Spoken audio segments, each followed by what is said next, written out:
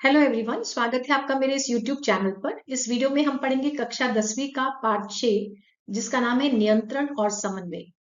इस वीडियो में हम पढ़ेंगे प्रणालियां नियंत्रित और समन्वित कैसे होती हैं, जंतु तंत्रिका तंत्र, प्रतिवर्ती क्रिया, मानव मस्तिष्क की संरचना और उसके कार्य, जंतुओं में हार्मोन। फिर पढ़ेंगे पादपों में हार्मोन से कैसे समन्वय होता है। पाठ 5 जैव प्रक्रम में हमने पढ़ा था कि सभी सजीव कुछ जरूरी जैव प्रक्रम जैसे पोषण, श्वसन, उत्सर्जन आदि करते हैं और ये प्रक्रियाएं जीव के शरीर में लगातार चलती रहती हैं। जीवों को स्वस्थ रखने और उनके बढ़ने के लिए या वृद्धि के लिए इन जीवन प्रक्रियाओं का सही तरीके से होना बहुत जरूरी है। तो जीव के रखरखाव और उनके विकास के लिए इन जीवन प्रक्रियाओं का नियंत्रण और समन्वय आवश्यक है। जीव वृद्धि करते हैं और अपने पर्यावरण में परिवर्तन के प्रति प्रतिक्रिया भी करते हैं, जिसे हम उद्दीपन के प्रति अनुक्रिया भी कहते हैं। इसके लिए जीव गति करते हैं। सभी गतियों का शरीर के विशिष्टीकृत ऊतकों द्वारा नियंत्रण और समन्वय किया जाता है। जंतुओं में यह तंत्रिका ऊतक, पेशी ऊतक और अंतस्रावी तंत्र द्वारा किया जाता है, जबकि पौधों में हार्मोन और रासायनिक स्त्राव द्वारा सभी प्रक्रियाओं का नियंत्रण और समन्वय किया जाता है। आपको ध्यान रखना है, जंतुओं में मैंने कहा तंत्रिका ऊतक, पेशी ऊतक और अंतस्रावी तंत्र, और पौधों में सिर्फ हार्मोन या रासायनिक स्त्राव जीवन की सभी प्रक्रियाओं का नियंत्रण और समन्वय करते हैं। अब समझते हैं कैसे सजीवों में किसी भी संदेश को एक स्थान से दूसरे स्थान पर पहुंचाया जाता है, जिनसे उनके शरीरों में नियंत्रण और समन्वय होता है। इसके लिए सजीवों में होती है तंत्रिका कोशिका, और तंत्रिका कोशिकाओं के संगठित जाल को से बनता है तंत्रिका ऊतक, और तंत्रिका ऊतक से बनता है तंत्रिका तंत्र। तो तंत्रिका कोशिका हमारे शरीर में सूचना पहुंचाने और सूचना प्राप्त करने का काम करती है। हमारे पर्यावरण से जो भी संदेश का वह पता लगाती है, संदेश हो सकता है गर्मी, ठंडक, आवाज, कोई गंध, जिसका पता लगा के तंत्रिका कोशिका के ये हिस्सा, जिसे द्रुमिका कहा जाता है, जिसमें संवेदीग्राही होते हैं। तो तंत्रिका कोशिकाओं के ये द्रुमाकृतिक सिरे, इन्हें द्रुमाकृतिक कहा जाता है कि छोटे पेड़ जैसे दिखते हैं, ये सूचनाओं को ग्रहण करते हैं और इसके बाद ये सूचनाओं को आगे भेजते हैं। हमारे शरीर में संवेदीग्राही जो इन द्रुमिकाओं में स्थित होते हैं, ये हमारी ज्ञानेंद्रियों में पाए जाते हैं। आप जानते ही हैं हमारी 5 ज्ञानेंद्रियां हैं। पहली ज्ञानेंद्रिय है हमारी आंख, जिसमें दृष्टि संवेदीग्राही होते हैं, जो हमें किसी भी वस्तु को देखने में मदद करते हैं। दूसरा हमारा ज्ञानेंद्रिय है नाक, जिसमें घ्राणग्राही होते हैं, जिसके माध्यम से हम किसी भी गंध का पता लगा सकते हैं या हम सूंघ सकते हैं। तीसरा हमारा ज्ञानेंद्रिय है कान, जिसमें श्रवणग्राही होते हैं, जिसके माध्यम से हम किसी भी आवाज या ध्वनि को पहचान सकते हैं। चौथी हमारी ज्ञानेंद्रिय है जीभ, जिसमें रस संवेदीग्राही होते हैं, जिसके माध्यम से हम किसी भी वस्तु का स्वाद का अनुभव करते हैं। और पांचवी हमारी ज्ञानेंद्रिय है त्वचा, जिसके माध्यम से हम स्पर्श संवेदीग्राही के माध्यम से हम किसी भी वस्तु के हमारे शरीर को छूने या स्पर्श का अनुभव करते हैं। तो द्रुमिका में स्थित ये संवेदीग्राही संदेशों का पता लगा के हमारे शरीर में आगे पहुंचाते हैं। तो पिछली स्लाइड में हमने देखा था कि कैसे तंत्रिका कोशिका के द्रुमिका या द्रुमात्मक सिरों पर संवेदीग्राही सूचनाओं को ग्रहण करते हैं। अब आगे जानते हैं तंत्रिका कोशिका में ये संदेश शरीर में आगे कैसे जाता है। ये संदेश रासायनिक क्रिया द्वारा विद्युत आवेग उत्पन्न करता है, यह विद्युत आवेग कोशिका के द्रुमिका से कोशिका काय, फिर तंत्रिकाक्ष से तंत्रिका के अंतिम सिरे तक पहुंचता है। तो इसे चित्र में समझते हैं। ये हमारी द्रुमिका है जहां पर संवेदी ग्राही है। इनसे यह पहुंचा कोशिका काय में। यह कोशिका काय है जिसमें आपको एक केंद्रक भी नजर आ रहा है। और फिर ये लंबी पूंछ जैसी संरचना जिसे तंत्रिकाक्ष कहा जाता है, इसमें ये संदेश जाता है विद्युत आवेग के रूप में, और फिर पहुंचता है ये तंत्रिका के अंतिम सिरे पर। विद्युत आवेग अगली तंत्रिका कोशिका तक सूचना पहुंचाने के लिए कुछ रसायनों का स्राव करता है इस अंतिम सिरे पर। ये रसायन दो कोशिकाओं के बीच रिक्त स्थान, जिसे सिनेप्टिक दरार भी कहा जाता है, को पार करके अगली तंत्रिका कोशिका की द्रुमिका में विद्युत आवेग उत्पन्न करता है। तो इसे समझते हैं चित्र से। आप देख सकते हैं ये विद्युत आवेग इस अंतिम सिरे तक पहुंच गया था, और यहां पर पहुंचने के बाद यह संदेश रसायन उत्पन्न करता है तंत्रिका का अंतिम सिरा, जिससे यह दूसरे तंत्रिका कोशिका का जो द्रुमिका है उसमें एक विद्युत आवेग उत्पन्न करता है। तो यह संदेश पहले तंत्रिका कोशिका से दूसरे तंत्रिका कोशिका में स्थानांतरित हो जाता है एक विद्युत आवेग के रूप में। इस प्रकार संदेश इस तंत्रिका कोशिकाओं के माध्यम से शरीर की मेरुरज्जु, मस्तिष्क और दूसरी कोशिकाओं जैसे पेशी कोशिका हो सकती है या ग्रंथि हो सकती है तक विभिन्न ग्राही तंतुओं द्वारा संचरित होते हैं। तो यह तंत्रिका कोशिकाएं, जिन्हें हम ग्राही कह सकते हैं, ये सारे संदेशों को शरीर में फैलाते हैं। स्लाइड में हमने देखा कि कैसे संवेदी ग्राही मेरुरज्जु और मस्तिष्क तक अपने संदेशों को भेजती है। अब देखते हैं मेरुरज्जु और मस्तिष्क इन पर प्रतिक्रिया कैसे देते हैं। मस्तिष्क का अग्रभाग, जहां पर विभिन्न संवेदी ग्राहियों से संदेश प्राप्त होते हैं, यह इन संदेशों को अन्य ग्राहियों से प्राप्त सूचनाओं और संग्रहित स्मृति के साथ जोड़ता है, उनका विश्लेषण करता है और फिर प्रतिक्रिया करता है। यानी इसमें कुछ समय लगता है, लेकिन हम जानते हैं कि सभी जंतुओं में जटिल सोचने वाला तंत्रिका तंत्र नहीं होता। तो इन जीवों में जहां तंत्रिका तंत्र नहीं होता और कुछ जीव जहां तंत्रिका तंत्र तो विकसित है लेकिन उन्हें तेज प्रतिक्रिया की आवश्यकता है, एक विशेष तंत्र कार्य करता है जिसे हम प्रतिवर्ती चाप कहते हैं। अब समझते हैं ये प्रतिवर्ती चाप होता क्या है। प्रतिवर्ती चाप एक ऐसी प्रणाली या एक ऐसा रास्ता है जो बिना मस्तिष्क के निर्णय के उद्दीपन या पर्यावरण में आए बदलाव पर सीधी प्रतिक्रिया देता है। जैसे जब हम किसी गर्म चीज को छूते हैं तो एकदम से अपने हाथ को झटक देते हैं, यह हुआ प्रतिवर्ती क्रिया। तो देखते हैं प्रतिवर्ती चाप या इसका रास्ता क्या है। जब हम किसी गर्म वस्तु को एकदम से छूते हैं तो त्वचा में संवेदी तंत्रिका कोशिका के माध्यम से एक विद्युत संकेत को मेरुरज्जु तक पहुंचाते हैं। मेरुरज्जु में प्रतिसारण तंत्रिका कोशिका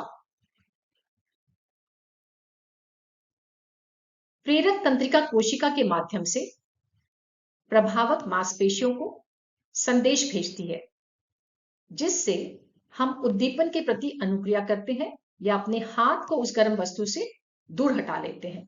तो यह प्रतिक्रिया बहुत जल्दी और तेज होती है। इस संदेश को मेरुरज्जु से मस्तिष्क तक भी पहुंचाया जाता है। तो मस्तिष्क इस घटना का विश्लेषण करता है, यानी सोचता है कि क्या हुआ, क्यों हुआ और आगे क्या करना चाहिए। वह हाथ से मिले संदेश के साथ साथ आंखों से मिली जानकारी, पुरानी यादें और दूसरे अंगों से आए संदेश को भी जोड़कर सोचता है। सोच समझकर जवाब देता है कि अगर हाथ किसी इलेक्ट्रिक चीज से जल गया है तो हम उसका स्विच बंद कर दें, या हाथ में चोट लगी है तो दवा लगा लें। इस तरह की सोच समझकर प्रतिक्रिया थोड़ी देर से होती है क्योंकि मस्तिष्क इसका विश्लेषण करता है। तो ऐसी प्रतिक्रिया को हम डिलेड रिस्पॉन्स कह सकते हैं, जो प्रतिवर्ती क्रिया से भिन्न है क्योंकि प्रतिवर्ती क्रिया बहुत ही जल्दी होती है और जो मेरुरज्जु से होती है। अब देखते हैं मस्तिष्क की संरचना। मस्तिष्क और मेरुरज्जु मिलकर केंद्रीय तंत्रिका तंत्र बनाते हैं। आप यहाँ पर चित्र में देख ही सकते हैं कि हमारा मस्तिष्क इस आकृति का होता है। यह तंत्र शरीर की प्रमुख समन्वय और नियंत्रण केंद्र होता है। इसी मस्तिष्क में से एक पूंछ जैसी संरचना निकलती है जिसे हम मेरुरज्जु कहते हैं। मेरुरज्जु तंत्रिकाओं के माध्यम से शरीर के विभिन्न हिस्सों से आने वाले संदेशों को मस्तिष्क तक पहुंचाती है और मस्तिष्क द्वारा दिए गए निर्देशों को वापस भेजती है। दूसरा तंत्रिका तंत्र जिसका नाम है परिधीय तंत्रिका तंत्र, यह शरीर के बाकी हिस्सों से मस्तिष्क और मेरुरज्जु को जोड़ती है। इसमें दो तरह की तंत्रिकाएं होती हैं, कपाल तंत्रिकाएं जो तंत्रिकाएं मस्तिष्क में आती हैं और दूसरी है मेरु तंत्रिकाएं जो शरीर के बाकी हिस्से से मेरुरज्जु में को जोड़ती हैं। मस्तिष्क तंत्रिकाओं से संदेश प्राप्त कर अपनी प्रतिक्रिया भेजता है। मस्तिष्क के मुख्य रूप से तीन भाग हैं, अग्र मस्तिष्क, मध्य मस्तिष्क और पश्च मस्तिष्क। आप चित्र में देख सकते हैं अग्र मस्तिष्क ये आगे वाला हिस्सा है, मध्य मस्तिष्क मस्तिष्क का ये बीच वाला हिस्सा है और पश्च मस्तिष्क मतलब मस्तिष्क का पीछे वाला हिस्सा जो मेरुरज्जु से जुड़ा हुआ है। जैसा कि पिछली स्लाइड में भी मैंने कहा था कि मस्तिष्क हमारे शरीर का सबसे जरूरी हिस्सा है। यह सोचने, समझने, महसूस करने और शरीर के हर भाग को चलाने का काम करता है। मस्तिष्क प्रेरक तंत्रिकाओं के जरिए शरीर को काम करने के लिए संदेश भेजता है। पिछली स्लाइड में हमने देखा था मस्तिष्क के तीन भाग, अग्र मस्तिष्क, मध्य मस्तिष्क और पश्च मस्तिष्क। अब देखते हैं इन भागों के कार्य। अग्र मस्तिष्क मस्तिष्क की मुख्य सोचने वाला भाग होता है। इसमें सुनने, देखने और सूंघने से जुड़ी जानकारी को समझने वाले हिस्से हैं। ये संवेदी जानकारी को मस्तिष्क में पहले से मौजूद जानकारी के साथ जोड़कर समझता है। ये भाग निर्णय लेने, याद रखने और सोचने में मदद करता है। भूख लगने और पेट भरने का एहसास भी मस्तिष्क के इसी क्षेत्र में होता है। मस्तिष्क का बीच का हिस्सा जिसे मध्य मस्तिष्क कहा जाता है, इसमें आंखों और कानों से आने वाली जानकारी को समन्वित किया जाता है ताकि हम सही तरीके से प्रतिक्रिया कर सकें। यह मांसपेशियों की गति को नियंत्रित करता है। यह लार का स्राव, पुतली के आकार में परिवर्तन, रक्तचाप जैसी कई अनैच्छिक क्रियाओं को भी नियंत्रित करता है। मस्तिष्क का पिछला हिस्सा या पश्च मस्तिष्क का कार्य है शरीर का संतुलन बनाए रखना, शरीर की मुद्रा यानी पोस्चर और संस्थिति यानी बैलेंस को बनाए रखने में यह बहुत मदद करता है। यह संतुलन, समन्वय और अनैच्छिक कार्य जैसे श्वसन, हृदय की गति, रक्तचाप को भी नियंत्रित करता है। तो आपने देखा मध्य मस्तिष्क और पश्चिम मस्तिष्क मिलकर कुछ अनैच्छिक क्रियाओं को करते हैं। तो शरीर का मस्तिष्क से कोई भी हिस्सा अलग नहीं है और मिलकर ही सारे कार्य किए जाते हैं। तो अब देखते हैं कैसे इन तंत्रिका ऊतकों की रक्षा होती है। पर सबसे पहले प्रश्न आता है इन ऊतकों की रक्षा की जरूरत क्यों पड़ गई? क्योंकि ये ऊतक बहुत ही लचीले और नरम होते हैं। आप जानते हैं इसीलिए हमारे मस्तिष्क की रक्षा करती है हमारी ये सख्त खोपड़ी जो हड्डीदार है, और हमारी रीढ़ की हड्डी रक्षा करती है हमारी मेरुरज्जु की। रीढ़ की हड्डी को कशोरुक दंड भी कहा जाता है। मस्तिष्क के चारों ओर मस्तिष्क मेरुद्रव नामक तरल पदार्थ भरा होता है जो आघात को अवशोषित करता है, जिससे हमारे मस्तिष्क को कोई भी आघात से बचाया जा सके। अब देखते हैं कैसे किसी भी विषम परिस्थिति में जंतु प्रतिक्रिया करते हैं, और इसे समझते हैं जैसे हमारी किताब में भी दिया गया है कि गिलहरी जब खतरे में होती है तो उसके शरीर में क्या क्या परिवर्तन होता है, तो उसे लड़ने या भाग जाने के लिए ऊर्जा की जरूरत होगी। इसलिए अलग अलग ऊतकों का उपयोग करके वह इस परिस्थिति से निपटेगी। तंत्रिका कोशिकाएं, जो संवेदी तंत्रिका कोशिका होती है, वो सबसे पहले संदेश भेजेगी विद्युत और रासायनिक संकेत, ताकि सभी अंग मिलकर इस परिस्थिति से निपट सके। अधिवृक्क ग्रंथि से एड्रेनलिन हार्मोन रक्त में पहुंचकर शरीर के अलग अलग भागों तक पहुंचा दिया जाता है। हृदय की धड़कन बढ़ जाती है ताकि पेशियों को अधिक ऑक्सीजन की आपूर्ति हो सके। लेकिन पाचन तंत्र और त्वचा में रुधिर की आपूर्ति कम हो जाती है। इन अंगों के आसपास की क्योंकि पेशियां सिकुड़ जाती हैं, ताकि रक्त जो है वो कहां जा सके, पेशियों की ओर बढ़ सके। डायफ्राम तथा पसलियों की पेशियां सिकुड़ती हैं, जिससे श्वसन दर बढ़ सके। ये सभी क्रियाएं मिलकर जंतु के शरीर को खतरे से निपटने के लिए तैयार करती हैं। तो हमारा शरीर भी ऐसे ही विषम परिस्थिति में प्रतिक्रिया करता है। पहले संदेश शरीर में जाएगा संवेदी ग्राही से, और फिर हमारा शरीर में भी ये परिवर्तन, जैसे हमने गिलहरी के शरीर में देखे, होते हैं। तो तंत्रिका तंत्र के अलावा शरीर में एक और तंत्र होता है जिसे अंतस्रावी तंत्र कहते हैं। इस तंत्र में कुछ ग्रंथियां होती हैं जो हार्मोन नामक रासायनिक पदार्थ बनाती हैं। ये हार्मोन शरीर की वृद्धि, विकास, नियंत्रण और समन्वय का काम करते हैं।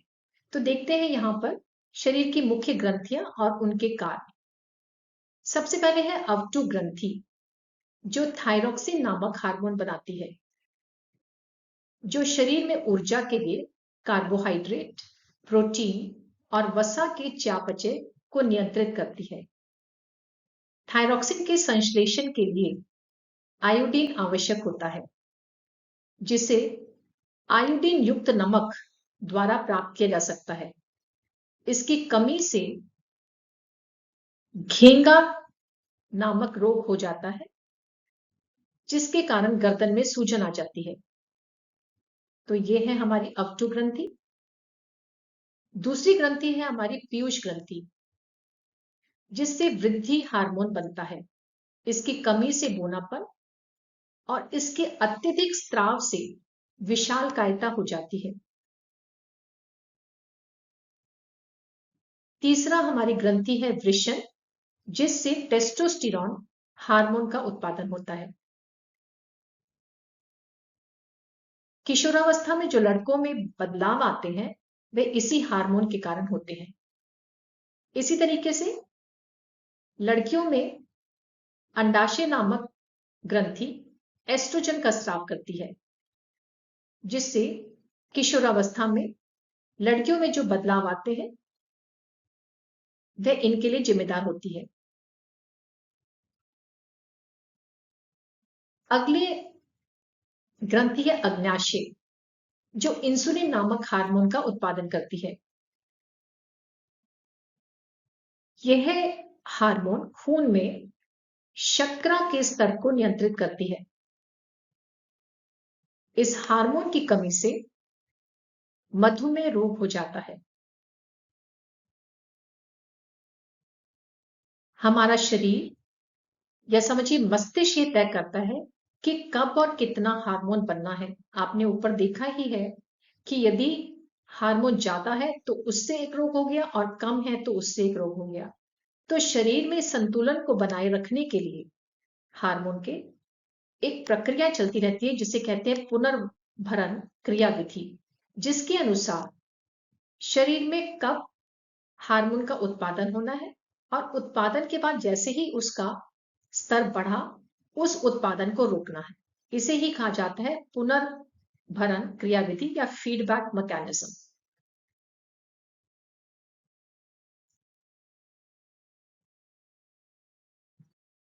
देखिए, हम सबको ये तो पता ही है कि पौधों में कोई मस्तिष्क या तंत्रिका तंत्र नहीं होता, फिर भी वे बाहरी उद्दीपन जैसे धूप, गुरुत्वाकर्षण, रसायन और जल के प्रति प्रतिक्रिया करते हैं। यह होता है उनके जलदा कोशिकीय संरचना या विद्युत संकेतों की मदद से। तो देखते हैं पौधे उद्दीपन के प्रति गति या वृद्धि कैसे करते हैं। पौधों में गति दो तरह की होती है, एक वृद्धि से संबंधित जैसे शाखाओं का बढ़ना, और दूसरा वृद्धि से स्वतंत्र जैसे छूने पर प्रतिक्रिया। ये प्रतिक्रिया सभी पौधे नहीं करते हैं, समझते हैं कैसे होती है। तो सबसे पहले देखते हैं वृद्धि से स्वतंत्र गति क्या है। ऐसी गतियों को नास्तिक गतियां कहा जाता है। स्पर्श प्रतिक्रिया जैसे छुईमे के पौधे में होती है, जिसके छूने पर पत्तियां नीचे की ओर झुक जाती हैं। गतियां ये बाहरी उद्दीपन की दिशा पर निर्भर नहीं करती। पौधे में कोई विशेष संवेदी विशिष्टीकृत उत्तर नहीं होता। ये गति पौधे के आंतरिक बनावट के आधार पर होती है। स्पर्श के स्थान से दूर की कोशिकाओं में तत्काल प्रतिक्रिया दिखाई देती है, यानी हम अपना हाथ लेके जाएंगे और पत्तियां एकदम से नीचे की तरफ झुक जाती हैं। तो ये विद्युत रासायनिक संकेतों के माध्यम से सूचनाएं फैलाते हैं। कैसे होता है जानते हैं। कोशिका पर दबाव पड़ने से पानी कोशिका से बाहर निकल जाता है। इससे स्फीति दाब कम हो जाता है। कुछ कोशिकाएं सिकुड़ जाती हैं, जबकि अन्य कोशिकाएं फूल जाती हैं, जिसके कारण एक असंतुलन उत्पन्न होता है। इस दबाव के अंतर के कारण पत्तियां नीचे की ओर झुक जाती हैं। तो यह हुआ नास्तिक गति या वृद्धि से स्वतंत्र गति कुछ पौधों में। अब देखते हैं दूसरी प्रकार की पौधों में गति जो होती है वृद्धि के कारण। इस गति को ट्रॉपिक गति कहा जाता है। ये गतियां वृद्धि के कारण होती हैं और ये गतियां धीमी होती है। ऐसी गतियों को दिशिक या अनुवर्तन गतियां कहा जाता है। यह गति उद्दीपन की दिशा की ओर या उससे दूर होती है। गति यदि उद्दीपन की ओर है तो उसे धनात्मक, यदि उद्दीपन से दूर है तो उसे ऋणात्मक कहा जाता है। इसे उदाहरण से समझते हैं। यदि कोई पौधा प्रकाश की ओर बढ़ रहा है तो यह हुआ धनात्मक प्रकाशानुवर्तन, लेकिन जड़ें तो प्रकाश से विपरीत दिशा में बढ़ती हैं, तो यह हो गया ऋणात्मक प्रकाशानुवर्तन। दूसरे ट्रॉपिक गति के प्रकार हैं जैसे पृथ्वी या गुरुत्वाकर्षण की ओर पौधों या जड़ों की गति। इसे गुरुत्वानुवर्तन कहा जाता है। पानी की ओर पौधे की गति को जलानुवर्तन कहा जाता है। रसायन की ओर पौधे की गति को रसायनुवर्तन कहा जाता है। रसायनुवर्तन का उदाहरण समझते हैं। जो फूल पर पराग के कण गिरते हैं तो उनसे एक नलिकाएं उत्पन्न होती है। ये नलिकाएं फूल के बीजांड की तरफ वृद्धि करती हैं। तो क्योंकि ये रसायन से आकर्षित होती है, इसलिए रसायनुवर्तन प्रतिक्रिया हुई। अगली प्रतिक्रिया है स्पर्शानुवर्तन। इसमें कुछ पौधे आप जानते हैं प्रतान की सहायता से सहारे पर चलते हैं। यहां पे एक चित्र मैंने बनाया है।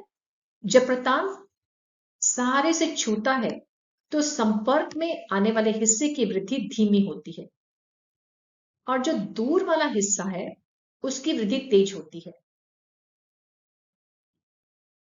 असमान वृद्धि के परिणाम स्वरूप प्रतान सहारे के चारों ओर मरोड़ने लगता है। तो इससे इस पौधे को सहारा मिल जाता है और यह प्रतान क्यों बना? एक असमान वृद्धि के कारण। एक हिस्सा इसका ज्यादा बढ़ा और एक कम बढ़ा। तो इस तरह की गतियां पौधों में वृद्धि के कारण होती है। पिछली दो स्लाइड्स में हमने पौधों में वृद्धि से संबंधित और वृद्धि से स्वतंत्र गतियां देखी। पौधे जब वृद्धि संबंधित गतियां करते हैं तो वे बाहरी उद्दीपन जैसे रोशनी की तरह या उससे दूर प्रतिक्रिया करते हैं। ये गतियां धीमी होती हैं, लेकिन जब पौधे वृद्धि से स्वतंत्र गति करते हैं, जैसे छुई-मुई का पौधा स्पर्श से प्रतिक्रिया करता है, तो ये गति तेज होती है, लेकिन यह गति दिशा निर्धारित नहीं होती। अब देखते हैं विद्युत आवेग वाली प्रतिक्रियाओं की कुछ सीमाएं क्या है। आप जानते ही हैं पौधों में तो तंत्रिका तंत्र ही नहीं होता और सभी कोशिकाएं विद्युत संदेश नहीं भेजती। तो ऐसे में रासायनिक तंत्र ही समन्वय का तरीका है। अब देखते हैं रासायनिक समन्वय होता कैसे है।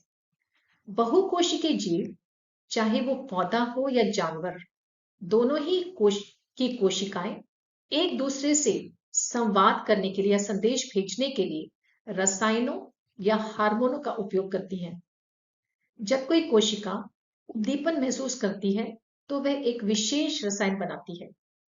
यह रसायन आसपास की कोशिकाओं में फैलता है। अन्य कोशिकाएं इस संदेश को पहचानकर पड़ोसी कोशिकाओं तक पहुंचाती हैं। ऐसे रसायन धीरे धीरे पूरे कार्यक्षेत्र में फैलकर स्थायी रूप से प्रतिक्रिया उत्पन्न करता है। तो ये रसायन या हार्मोन सभी जंतुओं में और पौधों में वृद्धि, उद्दीपन के प्रति अनुक्रिया और नियंत्रण और समन्वय का कार्य करते हैं। पौधों में वृद्धि संबंधित जो भी गतियां होती हैं वे हार्मोन से होती हैं। पौधों में कुछ रासायनिक यौगिक जिन्हें हम हार्मोन कहते हैं, ये कम मात्रा में पाए जाते हैं। ये पौधे की वृद्धि को नियंत्रित करते हैं। यहाँ पर हम पढ़ेंगे पौधों में 4 हार्मोन। पहला हार्मोन है ऑक्सिन, जो पौधों का एक हार्मोन है। ये ट्रॉपिक गति में मदद करते हैं। ये हार्मोन प्ररोह के अग्रभाग में बनता है। जब पौधे बढ़ते हैं तो ये प्रकाश को संसूचित करता है और कोशिकाओं की लंबाई को बढ़ने में मदद करता है। जब प्रकाश एक तरफ से आता है तो ये ऑक्सिन छायादार तरफ विसरित होता है, जिससे छायादार तरफ की कोशिकाएं तेजी से बढ़ती हैं और छायादार तरफ की कोशिका और प्रकाश के सामने की कोशिकाओं की असमान वृद्धि के कारण पौधे प्रकाश की ओर झुक जाते हैं। चित्र से समझते हैं, प्रकाश इस तरफ से आ रहा है तो ऑक्सिन इस तरफ चला जाता है और यहां पर कोशिकाओं की ज्यादा वृद्धि होती है या विभाजन होता है, तो पौधा इधर से ज्यादा बढ़ गया और इस तरफ से कम बढ़ा। तो ये असमान वृद्धि के कारण पौधा प्रकाश की तरफ झुक जाता है। दूसरा हार्मोन है जिब्रेलिन, जो तने की लंबाई को बढ़ने में मदद करता है। तीसरा हार्मोन है साइटोकाइनिन, जो कोशिका विभाजन को बढ़ाता है। नई कोशिकाएं बनती हैं और पौधा ठीक से विकसित होता है। चौथा हार्मोन है एब्सिसिक एसिड। यही एक हार्मोन है पौधों में जो पौधे की वृद्धि को रोकता है। जब पौधा तनाव में होता है, जैसे पानी की कमी हो गई या पौधा जब सूखने लगा, पुराना हो गया, तो ये हार्मोन पत्तों को सुखाने और मुरझाने में मदद करता है। तो ये भी सभी पौधों के हार्मोन और उनके कार्यों को आपको याद करना है। बच्चों, आपने देखा होगा इस पाठ को पढ़कर ये समझ नहीं आता कि हमें इसे कैसे पॉइंट्स में लिखना है, कैसे याद करना है। तो मैंने कोशिश करी है इस वीडियो को आपको पॉइंट्स में समझाने की। अगर आपको ये वीडियो अच्छा लगा तो इसे लाइक कीजिएगा और अगर आप मेरे चैनल पर पहली बार आए हैं तो इसे सब्सक्राइब करना मत भूलिए, ताकि आपको आगे आने वाले वीडियोस के नोटिफिकेशन समय पर मिलते रहे। Thank you for watching this video and have a nice day.